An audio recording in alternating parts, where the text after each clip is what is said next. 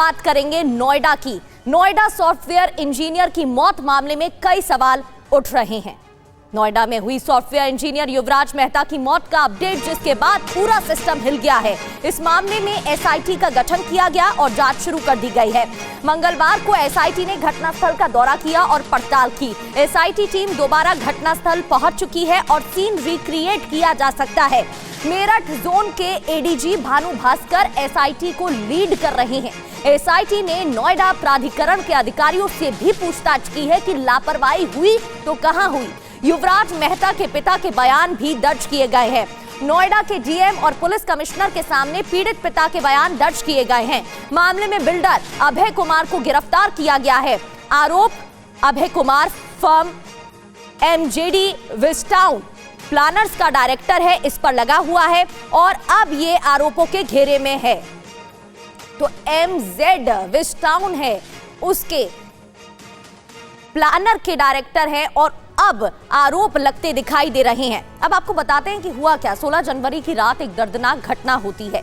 Noida sector 150 में बहुत बड़े गड्ढे में सॉफ्टवेयर इंजीनियर युवराज मेहता की कार फंस गई।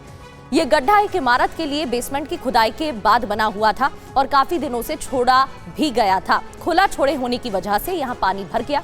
युवराज मेहता करीब 2 घंटे तक जिंदगी और मौत से लड़ता रहा। करीब 2 घंटे तक प्रशासन से मदद की गुहार लगाता रहा, लेकिन फिर भी उसकी जान चली गई। मौके पर पुलिस प्रशासन, दमकल विभाग की टीम, एनडीआरएफ सब मौजूद थे, लेकिन फिर भी युवराज की जान नहीं बचाई जा सकी। और इसी पर अब सवाल खड़े हो रहे हैं कि आखिर इतनी लापरवाही हुई तो कैसे हुई। युवराज को इंसाफ कब मिलेगा, सबसे बड़ा सवाल तो ये भी है। एसआईटी ने मौके पर पहुंचकर पड़ताल की है और क्या क्या अब तक हो चुका है।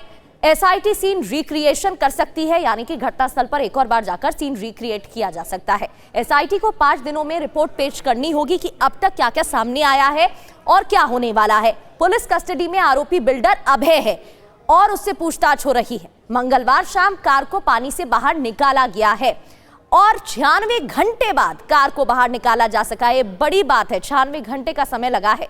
फेफड़े में पानी भरने से मौत हुई है। पोस्टमार्टम रिपोर्ट में ये बात सामने आ चुकी है, क्योंकि जिंदगी और मौत की जंग लड़ता रहा युवराज, लेकिन उसकी जान नहीं बचा सकी टीमें। संवाददाता अंशुमान यादव की एक रिपोर्ट आपको दिखाते हैं। अंशुमान ने ये रिपोर्ट नोएडा की उस जगह से भेजी है जहां 27 साल के युवराज मेहता की मौत हो गई थी। 16 जनवरी की रात को सॉफ्टवेयर इंजीनियर युवराज मेहता की दर्दनाक मौत हो गई।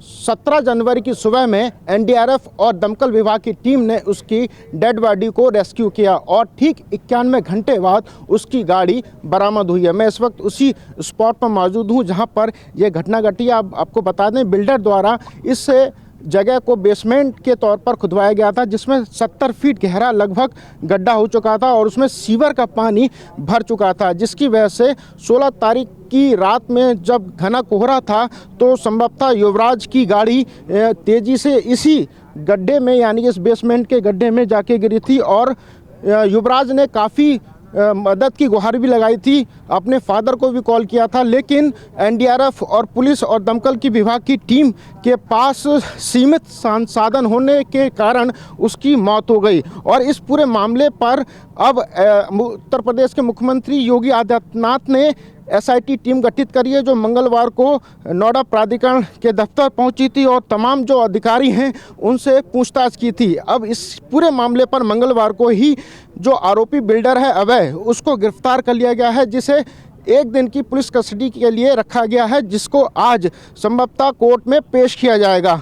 इस पूरे मामले पर एसआईटी की टीम ने पुलिस कमिश्नर और डीएम के सामने पीड़ित पिता से उसके बयान दर्ज कराए हैं। और जितेंद्र शर्मा हमारे संवाददाता जुड़ गए हैं।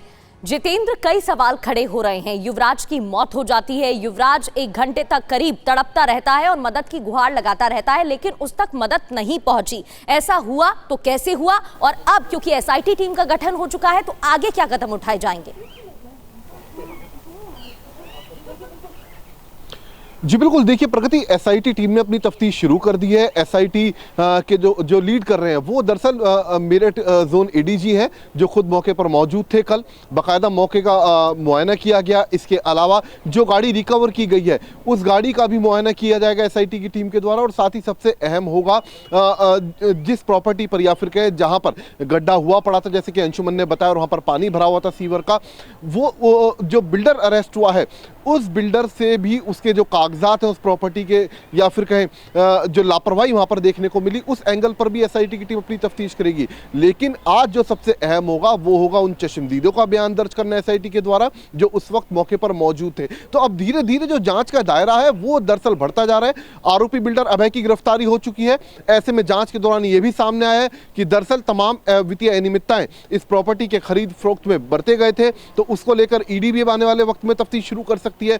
सीबीआई भी इस मामले की जो शुरुआती तफ्तीश है वो शुरू कर चुकी है। तो कहा जा सकता है कि अब जांच एजेंसियों का जो शिकंजा है वो ना सिर्फ बिल्डर पर कसेगा, बल्कि इसमें जिसकी भी लापरवाही सामने आई एसआईटी को जो अपने 5 दिन के अंदर रिपोर्ट देनी है उसमें जिसकी भी लापरवाही सामने आएगी उस पर भी इस मामले में गाज गिर सकती है। तो लिहाजा एसआईटी ना सिर्फ रिक्रिएशन करेगी बल्कि चश्मदीदों के बयान दर्ज करेगी और इसके अलावा जो गाड़ी है उसकी फोरेंसिक रिपोर्ट का इंतजार है वो भी जल्द आएगी। इसके अलावा जो पोस्टमार्टम रिपोर्ट है उसका आकलन भी एसआईटी की टीम के द्वारा किया जाएगा। जी ठीक है जितेंद्र, कब तक सीन रिक्रिएट किया जाता है और अब आकलन कब तक होता है देखने वाली बात रहेगी। बहुत बहुत शुक्रिया आपका।